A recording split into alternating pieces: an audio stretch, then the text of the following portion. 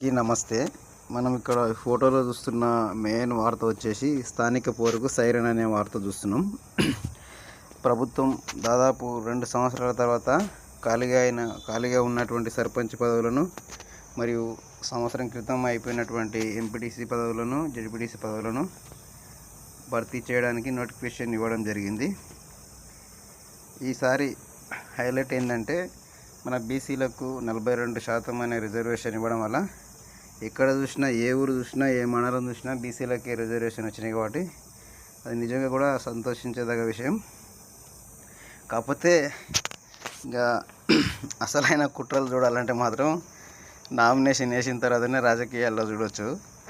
చాలా మటుకు ఏం చేస్తారంటే ఎవడు ఉన్నా లేకున్నా కానీ అరే ఒక్కడుగానైతే కానీ ఏకగ్రీవం అయితే మనకి ఇబ్బంది అవుతుంది అని చెప్పేసి కొంతమంది రెచ్చగొట్టి ఎవరినో నామినేషన్ వేయించేసి అట్లా కూడా గందరగోళం చేసి కొంతమందిని అయోమయం చేస్తారు.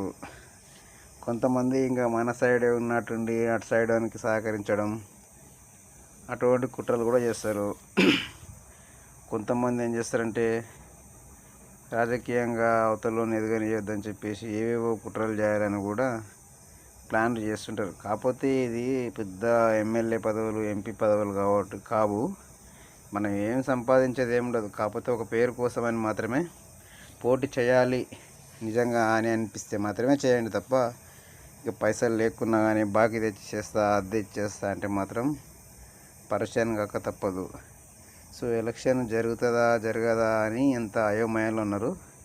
8వ తారీఖు నాడు తెలుస్తుంది గవర్నమెంట్, అది హైకోర్టు ఆర్డర్ ఏంది, జరుగుతాయా జరగవా అని. కానీ మొత్తం మీద అయితే సంక్రాంతి లోపు అయితే, ఒకవేళ వాయిదా పడ్డా కానీ సంక్రాంతి లోపు అయితే ఎన్నికలు అయితే జరుగుతాయని మా బలమైన నమ్మకం. అక్టోబర్ 9న మొదలై నవంబర్ 11న ముగియనున్న స్థానిక ఎన్నికల ప్రక్రియ అంటే దాదాపు నెల రోజుల పాటు సర్పంచ్, ఎంపీటీసీ, జెడ్పీటీసీ ఫస్ట్, తర్వాత సర్పంచ్, వార్డు మెంబర్లు, ఉప సర్పంచ్ అనేది మొత్తం నెల రోజులపు కొత్త సర్పంచులు, కొత్త ఎంపీటీసీలు, కొత్త వార్డు మెంబర్లు, కొత్త ఉప సర్పంచులు వస్తారు.